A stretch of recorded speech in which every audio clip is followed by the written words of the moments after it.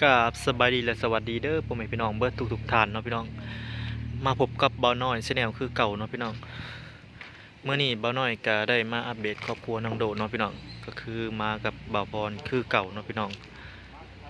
ท่อเนาะพี่น้องจะมีท่อแล้วเพิ่นกำลังสิขุดห้องน้ำพี่น้องเอ้ยงามยันถ้วยลงกันเอ้าดินสั่งเครื่องเมื่อวานเนี่ยล่ะแต่ว่าเรื่องห้องน้ำได้จะอันคนว่าจังใดคนว่าให้ก็ได้เห็นสร้างบ่ว่างเอาบ่คนที่ล้อสร้างอีกพอสร้างปฏิทาพ่อก็ยังเฮ็ดเวียกยังเรียกลายเนาะผู้แหละลังขึ้นบ้านใหม่ผู้ใดจังเฮ็ดเนาะจะประสานงานต่อแล้วประสานงานต่อแต่การเสียดายนะพี่น้องที่ตันทางเข้ามือบ่เป็นหยังนะข้าวสั่งมาหมดเนาะเพราะว่าพอสร้างยังบ่ทันว่างเลยพี่น้องผู้ใดบัดขึ้นบ้านใหม่ผู้ใดจัง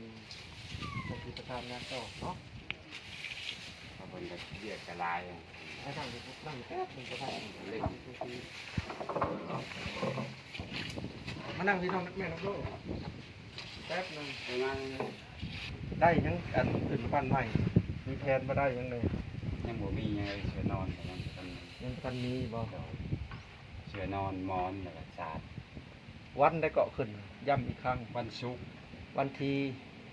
24วันที่24เดือนกุมภาพันธ์นี่วันที่23พอดีห่อข้าวต้มห่อข้าวต้มวันที่23เนาะกะวันที่23ห่อข้าวต้มนี่แม่วัฒนาเพิ่นว่าให้บ่พรเนี่ยแบ่งเงินให้อันแม่น้องโด$50เนาะเพิ่นก็ได้เว้ากับเจ้าอยู่บ่โดยเพิ่นว่าแบ่ง50เนาะโดยถามบ้านไอบ่ได้ไปส่งดินโอ้เพิ่นยังบ่ได้มาว่านี่หันมีแต่รถมาก็$50นะพี่น้องก็เป็นเงินก็ประมาณ800,000กว่า820,000 กว่าพันกีบนี่แหละเนาะเดี๋ยวสิหมดจิ้มมั้ยจิ้มแก้วมั้ยเพิ่นว่าอันให้ซื้อหยังก็ซื้อปลาบ่พวกห่อข้าวต้มพวกซื้อสู่กับเจ้ากินเนาะซื้อปลามาแต่ก็ตำมาห้องบ้านก็เขายังให้พูดให้เราอย่ากินเที่ยงไปมาม องหลุดต้นทางเห็นบ่เอายับยับไปไกลกันจบกว่านึง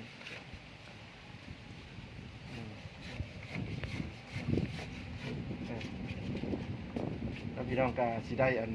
เอาเงินให้เพิ่นเนาะหวังช่วงเพิ่นสิห่อข้าวต้มนะวันที่จะทราบเอาไว้ให้เพิ่นซื้ออยู่ซื้อกินแบบคนที่มาซอยงานเนาะ$50เป็นเงินกีบครับ800,000 กว่ากีบ830,000 กีบเอาแม่น้องลูกนกไงนะได้แม่เอ้ยขอให้เจ้าอยู่ดีมีแฮงเด้อขอให้ร่ำให้รวยสาธุขอเขามอบขอบใจเด้อแม่ขอให้ขอบุญขอบคุณแม่ขอให้แม่อยู่ดีไม่แห้งความเจ็บอย่าได้ความไข้อย่ามีขอให้แม่อยู่ดีไม่แห้งจนเฒ่าจนแก่เด้อก็เป็นได้เครื่องเฮือนเนาะเครื่องเฮือนเครื่องซานที่เจ้าจะขึ้นบ้านใหม่ยังท่านมียังเลยบอกเพิ่นว่าสำคัญที่สุดแม่นั้นสาโซเพิ่นแล้วก็เสื้อเครือนึ่งแล้วก็หมอนได้เพิ่นอุ้มหอบเฮือนหั่นเด้แล้วก็หมออุยังบ่ได้หายังบ่ทันได้มะพร้าวแซงนึงมะกล้วยวิแซงนึงกล้วยเครือนึงโดยเครือนึงแต่ว่าตัดไว้แล้วก็ยังเฮิงอยู่ดอกเนาะมื้อนี้วันที่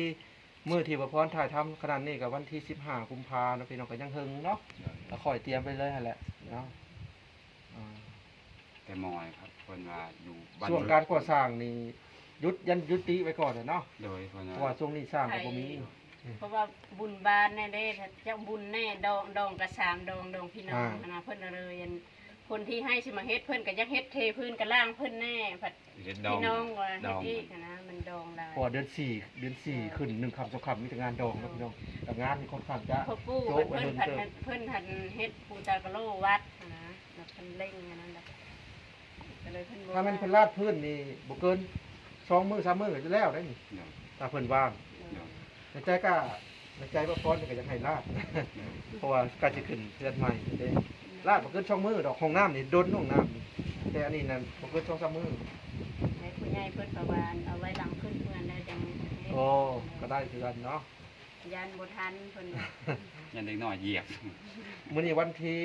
15มื้อที่ประพรถ่ายทำเนาะพี่น้องที่15 16 17 18 19 20 21 22 23โอ้ยังตั้งยังตั้ง8-9 มื้อ เดี๋ยว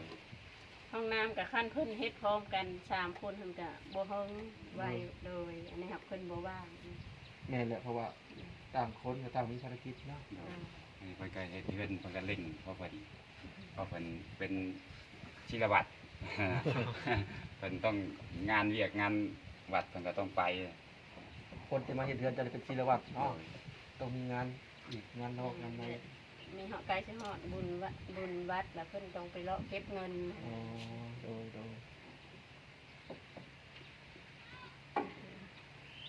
ลืมไป ลืมซื้อข้าวจี่เมื่อวานก็เห็นเพิ่น บ่เป็นหยังดอกกิน เมื่อวานก็เห็นกินอยู่เนาะ กินคู่มื้อ เอา เด็ก ไว้ น้อย เพิ่นแหละไว้กินมื้อขึ้นเฮือนหลายคน พอเมื่อวานเห็นเพิ่นกินอยู่คือเมื่อวานนี่ประพรก็ได้มาเด้อพี่น้องเอ้ยแม่นบ่เมื่อวาน มื้อชื่น มื้อซื้อนี่เนาะ เดี๋ยว ได้มาว่า แต่ว่ารถนี่มาส่งดินนี่ประพรน่ะไปสั่งก็คือให้เพิ่นมาส่งเนาะอ่านกินข้าวกินน้ำแล้วบ่ กินแล้ว ได้หยังกิน แกงหวาย โอ้ตัวนั้นแหละแซ่บแนวมักได้น่ะแกงหวายน่ะ แกงหวาย มักเลย แกงชะนูแห้งคัก มักอะไรนี่ฮะ นึกว่าบ่ค่อยมี มักเลย ครบนี่เลย โอ้ยสุดยอดเลย หากันลวกผักอันนั้นไว้ ผักกระเดา ให้หาเพิ่นพี่น้องไปเอาให้ เอาผักกระเดาอย่างยอมคมเห็นยอมตัวนี้ กินยอมหน่อยหนึ่ง เออ คมโกกกคมคือสิเบื่อนก็มีเด้คมก็คมไปเลยแต่ว่าคมนัวๆก็ยังมีคม แต่ว่า แซ่บ อุปกรณ์ห้องน้ำยังขาดแต่ดินบล็อก ๆอืม เพิ่นว่าเขาผลิตบ่ทันเนาะ อ๋อตัวเลยจุดบ่ทัน แม่น ขายดี แล้วก็ดินบล็อกนี่ก็เจ้าบริขันห้องเฮ็ดห้องเดียวก็น่าจะเอาช่องร้อยมากันจักว่าพอดีเนาะ กินตามแต่เป็นออกแบบ เดี๋ยวเอามาเผื่อๆไว้กันแล้วกันเนาะเดี๋ยวปูนนะใช้ปูนไว้แล้วนี่ ผมไปนี่จะง่ายมาไว้ที่ ปูน12มื้อนั้นไปซื้อกับปูนก็เบิดเนาะพี่น้องแต่ก็ใช้ไปก่อนเพื่อมันพอเนาะห้องน้ำบ่ใหญ่ปูน12แต่ท่อนี่เพิ่นมาส่งมื้อเดียวกันบ่ บอกมันละมือ คนละมื้อ เดี๋ยวมาชงมือชื่นทันแล้วก็ วันจันทร์ ผู้ใดเป็นเบายาวบ่ บ่อ จะสั่งเอง ทั้งเบายาวอะ ผู้ใดจะสั่งก็ต้องสั่งเอง สั่งเองเพิ่นฝากเงินมาให้ อ๋อ จ่าย คือสั่งเองเลยเนาะ ถอน ทอดเท่าไหร่ก่อน ทั้งหมด960,000 900,000 โดย ถือถอนเท่าไหร่ดิ ถอนละ120,000 แต่ก่อนบางวันซื้อน่ะถอนละ80,000กีบ80,000กีบใช้ขึ้นเนาะ โดย แสนสามเก้าถอนเห็นบ่ 6ถอน 6ถอนตะ ฟ้า กี้ว่า ฟ้ากับช่องฟ้าฟ้ากับ120,000 พากันราคาเดียวกัน โดย ตะกี้เพิ่นว่าสิเอา4ถอนเนาะพี่น้องอันท่อเก็บเก็บห้องน้ำนี่นะ แต่มันเต็มไว้4ถอน 6เบิด เอา6ถอน ครับบ่อยากให้มันเต็มนะ8ท่อแห้งสมุดครับแห้งเฮิงเพราะว่าก่อนมานี่นะอันราคาดูดของน้ำก็ค่อนข้างจะแพง แม่น พอคิดว่าประมาณดำแสนนะบ่แม่น4-5 แสนบ่บางทีก็เลย ได้ยำได้ครับคันกับผู้ใดเข้าป่าไปแล้วเพิ่นเป็นได้ ตะกี้บ่ได้ฮู้ข่อยก็บ่ได้ฮู้ข้อยคิดว่ามันบ่แพงอันดูดของน้ำถ้าของน้ำเต็มนะ โดย แต่ถ้าเพราะว่า5 6 แสน น้ำกินเพิ่นก็บ่อยากไปปลุ๊กใช่แล้วแถวนี้ครับมันบ่มีดินแล้วก็อันก็เลยว่าน้ำแม่ว่าอันเอาสร้างดินบล็อกมาเพื่อแล้วให้เพิ่นก็อันข้างเฉพาะห้องน้ำนี่ อ๋อก็กำแพงเฉพาะของน้ำ เพราะว่าเพิ่นปลุ๊กเงินไม่อยู่บนที่นี้นะคะ บ่มันก็ไหลไปพี่แล้วบ่แม่นนะ โดยไหล แต่ว่ากินเด้แต่ว่า บ่ มัน ค่อย ยัง มีกลิ่นได้ จังไร เรือนก็บ่ค่อยมีกลิ่ ว่าน เสียนนั้นเสียท่านมาสะทกใส่คือเพิ่นเว้าลงเบิ่งเลยซุ ใส่ถ่านนะ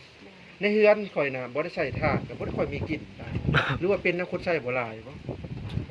อันนี้ก็เฉพาะครอบครัวน้อยๆ เป็น บ่ค่อยมีกลิ่นได้ทุเราบ่ค่อยมีกลิ่นเนาะ เป็นน้ำสร้างก็มีเลย บ่ดี๋ยว เป็นน้ำสูตร เฮ็ดเลิก สูตรก็มีเลย เฮ็ดตื่นบ่